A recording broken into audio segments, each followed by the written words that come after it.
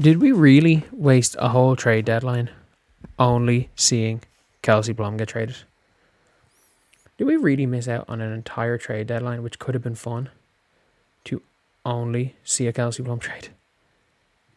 Like, we saw Anissa Morrow get traded 2 days ago,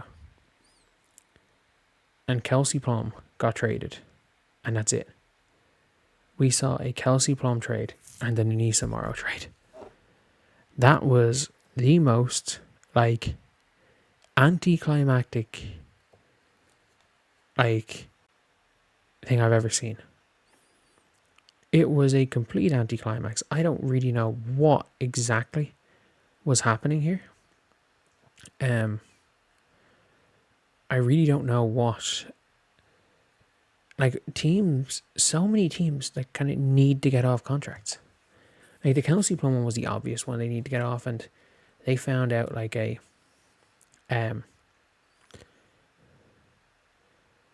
found out that, like, I still can't believe they fleeced the Mercury. But at the same time,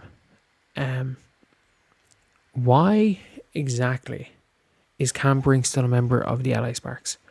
Her value is completely and utterly nothing in the offseason. Why? Because she becomes a restricted free agent and a team is going to stupidly overpay for Cam Brink.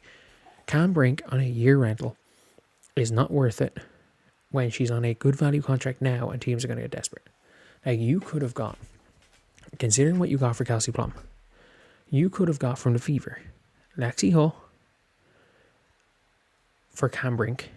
You could have given away the Erica Wheeler contract and taken Ty Harris, who's better, and frees up cap space. And Erica Wheeler is a bad contract. You could have taken Lexi Hull contract for that, and you could have got a first. You could have got a 2027 first, giving you 3 first-round picks this year, or even a 2028 first if you want to get into that 2028 first round. When 2028, in fairness, is a more stacked draft. You could have gotten a 2028 pick from Indiana, and suddenly, yeah, you're giving up Cam Brink, but like, you're losing Cam Brink in 2 years' time anyway for nothing. So who cares? And you could have got more. If you are LA, like, I understand what she means to the franchise, but like, you should have been shopping NECA. I don't think you can get anything for Hamby. I don't think you can get anything for. I think in the off season you can get something for Atkins. Like, you can take on another a slightly less bad contract. Like, for me, if I was LA, I would have gone to Dallas and said, look, we have a slightly worse contract here, but who fits better in Ariel Atkins. You give us Arike. Why? Because Arike is a tank commander. She's going to chuck and lose you games. But what she's going to do is she's going to be fun, and your team's going to suck. So it's as simple as that. Like, you could have made more of a trade, and the teams weren't looking. Like, the Liberty needed to make a trade. Why is Benijah Laney Hamilton still on the Liberty? Why is Benijah Laney Hamilton still a member of the New York Liberty? It doesn't make sense. It makes no sense to why Benijah Laney Hamilton is a member of a team that are not going to play her when her value is probably multiple seconds.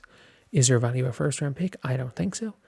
But like, there's no way you couldn't have got, like, for example, I don't know, like, you could have got random minimum contract player here and a second for Benijah Laney Hamilton. If you are going to play her, then you got to put her back into rotation. If you were doing what NBA teams do and don't play someone because they're on a trade block, okay. But if you are Chris DeMarco, you have to put her back into rotation. Not only that, you might have to start her. Until Phoebish comes back, you might have to start Benijah Laney Hamilton. Like, we saw no Laney Hamilton trade. We saw a Kelsey Plum trade, which was wild. We saw an Anissa Morrow trade. We saw 2 trades. Nearly every team in this league were contemplating taking somebody. Like, the Toronto Tempo were shipping first round picks. And by the way, I don't know how true it is, but I've heard a rumor that they were shipping their 2028 first round pick for Cam Brink. And I'm like, if the Sparks turn down a Toronto pick, because Toronto are going to win 15 games this year, which is probably a top 4 pick in a stacked draft. Like, if they turn down that pick, I think they should be, fired on the spot. It's that bad. I really think they should. But like, it is, like, just overall, it is what it is. But teams just don't want to. It feels like teams just don't want to change anything. It feels like they're so scared of whether they hurt players' feelings, or, oh, we gave you this contract in the off season, so therefore we're scared that free agents don't want to come. By the way, the Phoenix Mercury have been ruthless. They've pissed off Tash Cloud. They got rid of her for nothing. They tossed aside a franchise legend like Brittany Griner. Rumor is they pushed for Taurasi to retire. They weren't, they were kind of like, oh, well, we don't really, not that they didn't want her to stay, but they were happy out.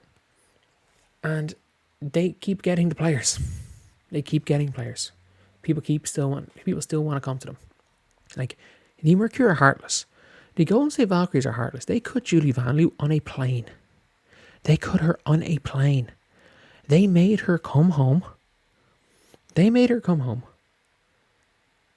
From celebrating Eurobasket win.